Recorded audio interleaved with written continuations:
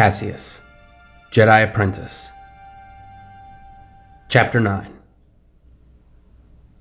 Dravik knelt down, staring at Caseus at eye level. Caseus could feel his blood boiling. All this time, Dravik, the man he trusted, that his master trusted, was in league with these monsters. You shouldn't have come here, Caseus.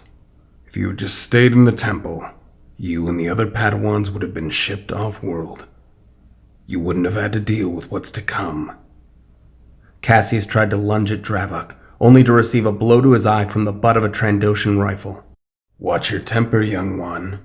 You're on thin ice right now. Dravik, how could you do this? I don't expect you to understand, Sarah. You've seen the galaxy only so much as the Jedi have allowed you to see. You haven't witnessed the horrors I have. When I was a Padawan, I was so sure of everything the Jedi told me. I believed we were peacekeepers. I believed we were the last beacon of light in a galaxy that had long become a vile, cruel place. Then I grew, and I was soon sent on missions to different worlds. And everywhere I went, I saw nothing but suffering. War, famine, poverty, slavery. I asked myself, how can these atrocities be allowed? Slowly, it dawned on me. With every system I visited, the one common denominator was the Jedi. What do you mean? Think about it, Corbin. The Jedi have enough power to bring an end to so much suffering in the galaxy, and yet we don't. We're subservient to the whims of a corrupt republic that cares only for those who contribute to the system. But what of the poor planets? The less civilized people? Those who have so little to offer? They're left to toil in their anguish, and the Jedi do nothing to help. The Council's leash is kept in the tight grip of bureaucrats and tyrants who have no interest in the well-being of other systems. They don't care who dies or what system is left behind, so long as their agendas are forwarded. And we just let it happen.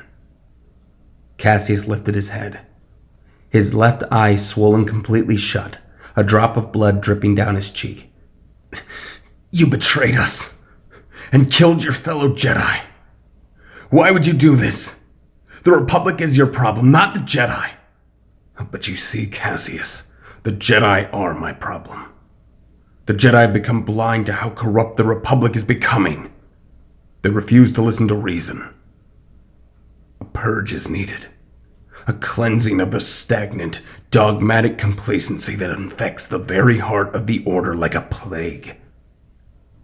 But this task couldn't be done alone. So I hired the Trandoshans to help me put an end to it. That's how you always knew where to be when the attacks happened. But then, why did you save me twice? Why not let me die? I don't blame the students for the failures of their masters. When I triggered the first bomb that killed Master Suka, I didn't anticipate you involving yourself. Caseus, you and your friends were never my targets.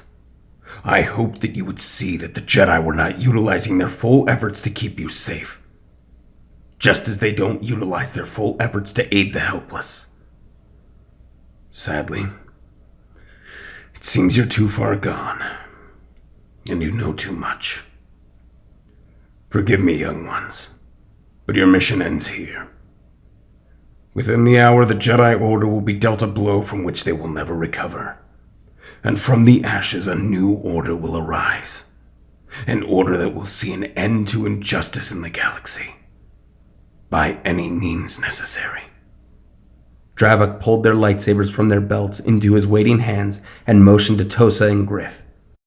Finish them off. Krosh, grab the bomb and come with me. You won't get past temple security. Dravik turned to Corbin and smiled. Corbin, I had hoped you would learn something from working with me these past few months. Temple security answers to me.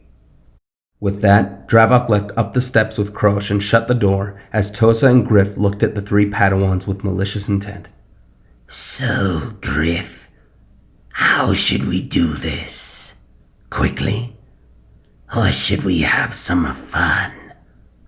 Why spoil this opportunity? Grab them. Caseus and his friends tried to fight back, but they were overpowered. Locked into restraints, they were forced into another room, leading to a drop into an open area enclosed with stone walls. Before they could think, they were shoved in, landing hard on the stone floor below. Caseus struggled to his feet. The room was completely empty, aside from a single door. Griff and Tosa stepped onto a metal platform overlooking them from 15 feet above. What is this? Griff and Tosa smirked and cackled. Dinner time. Griff flipped a switch on the wall as the door across from the room slowly opened. Out of the shadows, they heard a vicious snarling growl, and piercing from the dark, 8 glowing red eyes. Corbin began to shake. Caseus, you remember you asked what a nexu was? You're about to find out. Out of the door sprung a large nexu with razor-sharp claws and teeth and 2 sets of evil red eyes. Caseus, Sarah, and Corbin grouped together. The nexu let out a spine-chilling roar as it began to slowly encircle the 3 Jedi hopefuls. Caseus couldn't see out of his left eye. His hands were shaking. He looked at Griff and Tosa, watching with great anticipation at the coming bloodbath.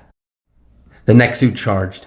The Padawans jumped to different sides of the beast, who quickly changed its trajectory, charging full speed at Caseus, who leapt from the wall and over its head. He had no weapon, and his hands were restrained. He had to think quickly. The nexu again began to charge him. Caseus dodged to his left. It was almost as if he was dodging attacks from a lightning bolt. He kept light on his feet, trying to apply his Form 3 evasiveness without a weapon. Run, Jedi. It won't do you any good. The nexu lunged again, pushing Caseus towards the corner of the room, boxing him in. The nexu jumped full force, going for his neck, when Corbin jumped in, kicking the nexu square in one of its many eyes, blinding it in one eye. The nexu fell back briefly, screeching and shaking its head as Caseus and Corbin moved back out of the corner. "The eyes! We need to take out the eyes!" Caseus nodded. "I have an idea." Caseus reached down with his cuffed hands and removed his belt, waiting for the nexu, who growled and looked directly at the 3 of them. "One of us needs to keep it distracted." "I'm on it." Sarah ran forward, leaping over the nexu, who turned towards her, reaching and trying to grab her with its claws. Caseus took the opportunity and rushed at the nexu from behind and managed to wrap his belt through the mouth of the creature, keeping its jaws pried open. "Now! Hurry!" Sarah rushed forward and smashed her metal restraints into the eye of the nexu, who bucked and threw both Jedi to their backs in a wild frenzy. Before Caseus could do anything, the nexu was on top of him. As the nexu lunged for his neck, Caseus shoved his arms as quickly as he could right into the jaw of the beast, who staggered and quickly rebounded, digging his claws into Caseus' chest, leaving 3 large gashes right across his torso. Caseus cried out in agony. The pain was beyond anything he'd felt. Soon his tunic became warm from the blood oozing from his chest. The 2 Trandoshans laughed wildly.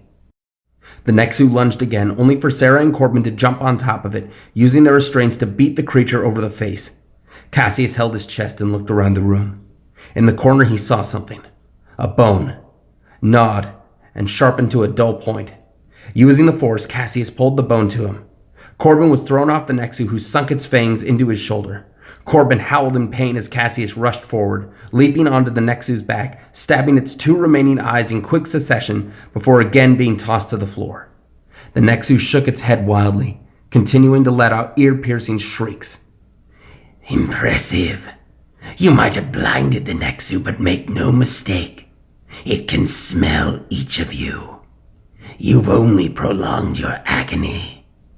The nexu stood, sniffing the air, moving towards the 3 of them. Caseus could feel his head going fuzzy. He was losing blood. Corbin winced, his shoulder oozing red. Sarah looked around, trying desperately to think of a way to escape. Then she looked up at the platform the Trandoshans were standing on, and she remembered her duel with Caseus that night in the training grounds. Reaching out with the force, she loosened the bolts and supports holding the platform up. It collapsed, sending Griff and Tosa tumbling down into the pit with them. Griff looked up, dazed and stunned from landing directly on his face, just in time to see the open jaws of the nexu as they latched onto his face and head, shaking him around like a lifeless rag doll. No! Tosa aimed his rifle at Sarah. Corbin saw this and dove in front of her, taking the blast to his injured arm, crying out in pain as Caseus flew at Tosa in a rage, kicking him in his knee, breaking it and grabbing the Trandoshan's rifle, holding it at his head. Caseus, no! Caseus looked at Sarah and Corbin, writhing in agony on the ground. Caseus looked to his left, seeing the nexu devouring Griff. Then he looked down at Tosa. Go on, Jedi. Kill me. Prove Dravik was right. Show that you're a hypocrite, just like the rest of your order. Caseus stood silent for a moment, before smashing the side of his rifle into Tosa's head, knocking him unconscious. The nexu stood up, sniffing the air, ready to attack again. Caseus aimed the rifle at the nexu and fired at the creature's head, causing it to drop to the floor with a rasping gurgle. The Padawan stood still, injured and tired. Caseus rushed to Corbin. Corbin! Corbin groaned in pain, his arm completely out of commission. Sarah rushed to the corpse of Griff and found the restraint keys, freeing them from their shackles. Caseus looked on the ground for his utility belt, finding the emergency medical supplies. This wasn't going to help much, just gauze and bandages. Caseus rushed to Corbin, who was slowly bleeding more and more, and quickly bandaged his wounds and used the gauze to wrap what he could. Then he helped Corbin to his feet. I can't move my arm. Just be thankful you're alive. Caseus tore the sleeve from his tunic and created a makeshift sling for Corbin's arm. Come on. We need to get out of here. Caseus, hold on. Sarah stopped Caseus and examined his wounds, opening his tunic and seeing the 3 deep gashes. This is bad. I'm fine. Not for long. Sarah took her own medical pouch and dressed Caseus' wounds as best as she could. It wasn't much good. Blood continued to seep through. We need to get to the surface quickly. Suddenly, they heard the door open and footsteps. Caseus and the others turned, expecting to see Dravik. Need a hand, Jedi? It was Rondo. Rondo? Looks like you held up your end of the bargain. Not yet. There's one left. We need to get back to the upper level and stop him. 2 of Rondo's men entered with a ladder. You wouldn't make it to the upper level in this state. Get up here. The Padawan slowly climbed up. One of Rondo's men examined the wounds to Caseus and Corbin. Sarah looked at them worried. They need medical attention. We don't have time. Patch us up the best you can. Dravik said they'd be attacking within the hour. We need to get there fast. My men keep some supplies in our speeder. Follow me. They all exited the compound as Rondo's men looked through the speeder, pulling out a med pack and attending to Caseus and Corbin. It wasn't much. Their wounds were severe, but the bleeding was stopped. Very impressive, Padawans.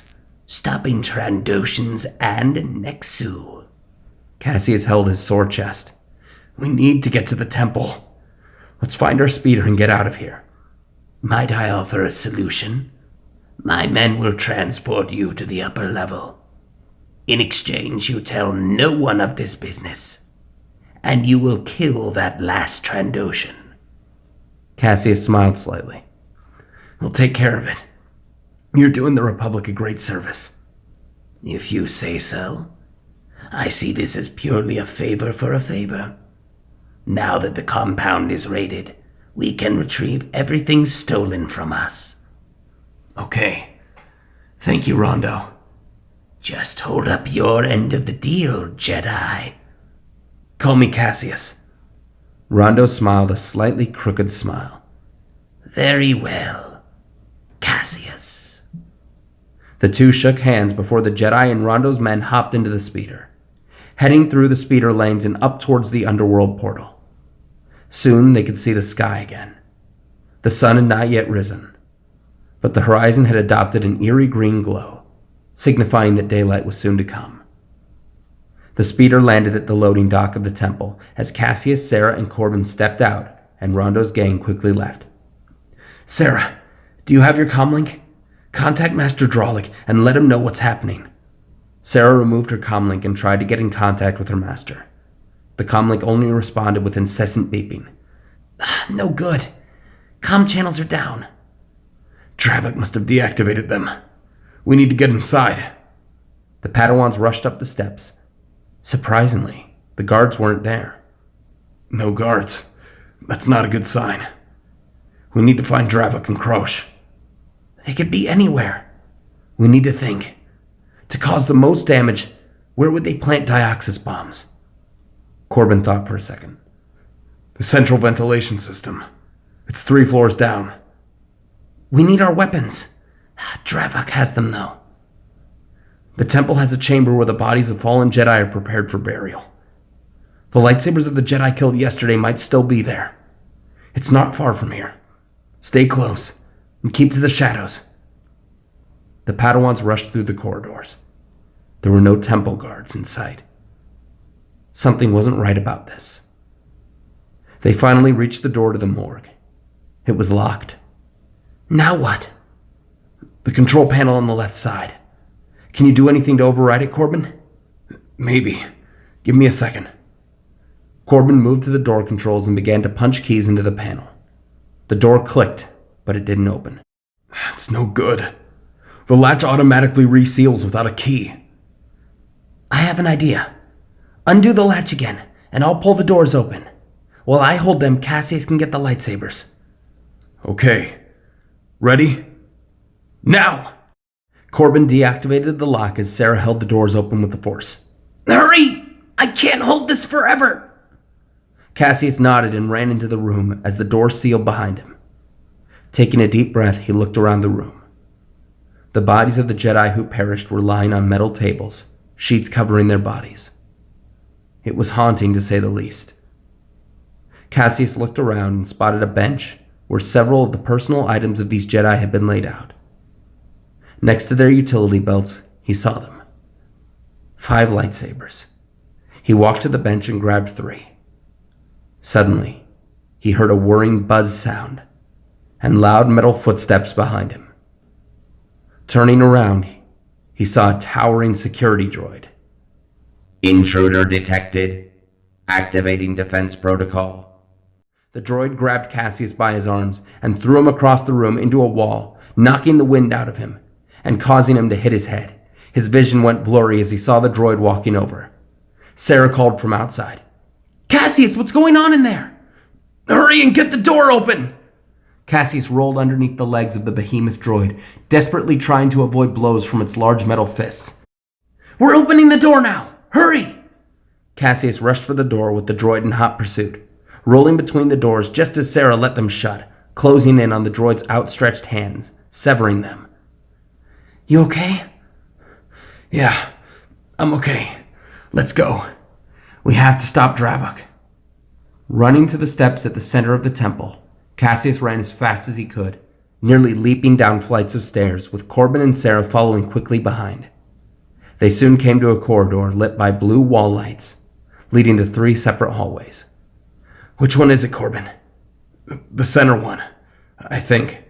You think? I haven't been down here before. All I know is the general location. That's not going to help us. Stop fighting, both of you. Calm down. We can't lose focus. Clear your minds and concentrate. Reach out. Caseus and Corbin sighed. Closing their eyes, they concentrated, trying to sense where Dravik would be. "It's the 3rd hallway. Let's go." They ran as fast as they could down the hallway. At the end of the hallway was an open doorway. The sound of loud fans, generators, and electricity filled the air. There, standing with Krosh by a large bomb, was Dravik. Dravik! Stop! Dravik and Krosh turned around, staring at the young Jedi with surprise. Well, consider me impressed. Your masters have trained you well. Where are our masters, Dravik? Why is the temple empty? It's not. I told you. I control security. I informed them of a possible threat. All Jedi are confined to their rooms by my temple guards under security doors. All the while, my men are chasing a phantom. At this moment, all the pieces are in place. In a few minutes, every room in this temple will be flooded with Dioxys. Don't do this, Dravik. This isn't right. I know how much terror there is in the galaxy. Maybe the Jedi don't always do their best to help them, but this can't be the answer. It's the only answer, I'm afraid. No amount of preaching to closed ears is going to make a difference. But you three might prove me wrong. Join with me. Leave behind the Jedi Order. From the ashes of this one, we can start anew. Why must we be adversaries when we can be saviors? Caseus thought. Dravik seemed so sure of everything he was saying. He certainly believed in what he was fighting for. Some small part of him wanted to believe what Dravik was saying. But in his heart he knew Dravik had become twisted by the dark side. We won't join you, Dravik. Peace isn't built upon the suffering of the innocent. Dravik chuckled. Innocent. I'm sure you believe that. I was right. You are too far gone to see the truth. Very well. I'm sorry, young ones. Prepare to become one with the Force. Caseus, Sarah, and Corbin drew their lightsabers as Dravik ignited his. Krosh, I'll take care of these fools. Get that bomb ready to blow. Right. Dravik rushed forward with blinding speed, striking at Caseus and Sarah. Sarah and Caseus fell back on their Form 3 training, blocking each attack as it came. Corbin stepped in as well, utilizing Form 2 with his good arm. Their attacks were child's play to Dravik, who quickly began to gain the upper hand. Pitiful. No discipline. Dravik slashed quickly at Caseus, who instinctively jumped back, the blue blade of Dravik only centimeters from his eye. Dravik used this brief distraction and force-pushed Caseus right into Corbin, knocking them down before turning his attention to Sarah. Sarah continued deflecting Dravik's attacks, quickly realizing how outmatched she was. Every block was pure desperation. Suddenly, she saw her lightsaber still attached to Dravik's belt. Quickly moving her saber downward, Sarah caught Dravik's blade, holding it immobile for a brief moment before spitting directly into Dravik's eye. Dravik momentarily moved back, wiping his eye as Sarah flipped over him, force-pulling her lightsaber from his belt, now wielding two green blades. That was a mistake, child. Dravik continued to engage Sarah as Caseus and Corbin jumped back into the fray. Dravik was now beginning to falter, holding off 4 lightsabers at once. Caseus quickly looked out of the corner of his eye and saw Krosh was nearing completion. Corbin, stop him! Corbin quickly disengaged from the fight, leaping over to Krosh, who pulled his blaster and began firing. Corbin, now caught in the heat of the action, quickly deflected each shot as Krosh backed up. Dravik, seeing the danger, quickly pushed Caseus and Sarah back and rushed over to Corbin, his focus still on Krosh. Corbin! Corbin turned just in time to see his arm severed at the shoulder. Letting out a painful cry, Dravik lifted Corbin by the throat with the Force and threw him directly into Caseus and Sarah. Do it now! Krosh held the remote and prepared to activate the switch, only for the detonator to fly from his hands into the darkness. All 5 combatants looked into the dark doorway with shock. A silvery blue blade suddenly illuminated the darkness. It was Master Takai, bandaged, still injured, but with a look of determination on her face that Caseus had never seen in his life. Master! Master Takai looked sternly at Caseus before turning her gaze to Dravik. It seems like we found our attacker. Dravik, you traitor! Are you honestly so surprised, Kukuri? After all we've been through, your insight has failed you. Caseus, you and Sarah get Corbin out of here. Now! Master, no! That is an order, Caseus! I'll take care of Dravik. Caseus nodded and helped Sarah and Corbin to their feet as they quickly left the room. You only prolong the inevitable jet. Before Krosh could finish his sentence, he found himself thrown backwards into a ventilation shaft and straight into a fast-rotating fan, ending his vile existence. Dravik looked back, shocked to see such a violent act from a Jedi like her. You really are full of surprises, Kikuri. I'm almost sad to have to kill you. Your overconfidence will be your undoing, Dravik. You have nowhere to run. Surrender now and you might live to see a cold prison cell. Dravik growled, grinding his teeth, his messy black hair matted in front of his face. I thought you, of all people, would understand why I'm doing this. I do understand why. That's why I'm giving you a chance to surrender. You mask your desire for power under a guise of righteous rebellion. But you have no other choice. The other Jedi will soon be freed from their chambers, and you'll be arrested. You know me too well to think that I intend to go quietly. Master Takai held her lightsaber at the ready. So be it. The two masters engaged in fierce combat. Meanwhile, Caseus and Sarah brought Corbin to the medical bay, setting him on a table. Sarah, go find the other Jedi and the guards. Let them know what's happened. I'll help Corbin. Right. Be careful. I will. Sarah ran out of the medical bay and down the halls of the temple. Caseus rooted through the supplies and found a stim pack. This should help keep you from going into shock. Caseus injected Corbin with the stim pack, and his breathing and heartbeat returned to normal. Caseus rushed over to the storage closet, looking for anything else he could use. In the corner of the closet, he saw a decommissioned medical service droid. Oh, please work, please work! Flipping the switch on the droid's neck, Caseus watched as the droid's eyes flickered to life. Greetings. How may I be of assistance? Help my friend. He's hurt. Of course. I will get him to a Bacta tank immediately. Caseus ran over to Corbin. I'm sorry to leave you, Corbin, but I need to help my master. You'll be safe here. Caseus quickly fled the medical bay and ran back towards the ventilation system. Meanwhile, Master Takai was beginning to feel the effects of her injuries as she continued to duel Dravik, their fight leading them onto the maintenance catwalk over the generators. Dravik showed no signs of fatigue as he taunted the stoic Jedi. You look tired, Kikuri. All these years of meditation and inaction have made you soft. I swear, by every breath in my body, I will die before I let you hurt anybody else. I'll happily oblige.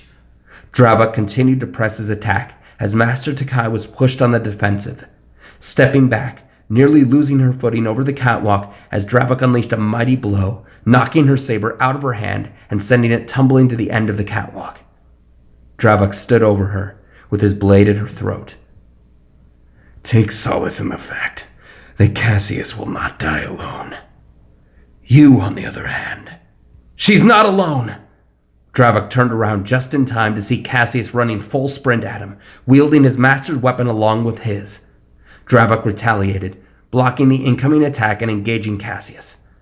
Master Takai stood to her knees, quickly pulling Corbin and Caseus' lightsabers from Dravik's belt. The fight was fierce. Dravik, now beginning to tire, jumped to higher ground, with Caseus and Takai in pursuit. Soon, they were fighting on a large pipe, running through the temple walls. Surrender now, Dravik! Staring at both Jedi with labored breathing, Dravik looked directly into the eyes of Caseus. When the end comes, Caseus, you'll realize what drives men to such lengths. Suddenly, he angled his weapon downward, slashing a large gash into the pipe, releasing a cloud of steam. The pipe suddenly began to collapse beneath them. Caseus, jump! Caseus followed his master through the hot steam as they landed back on the catwalk. The pipe broke off and began to free fall downward. Caseus, grab it! Caseus and his master reached out with the force, grabbing onto the pipe.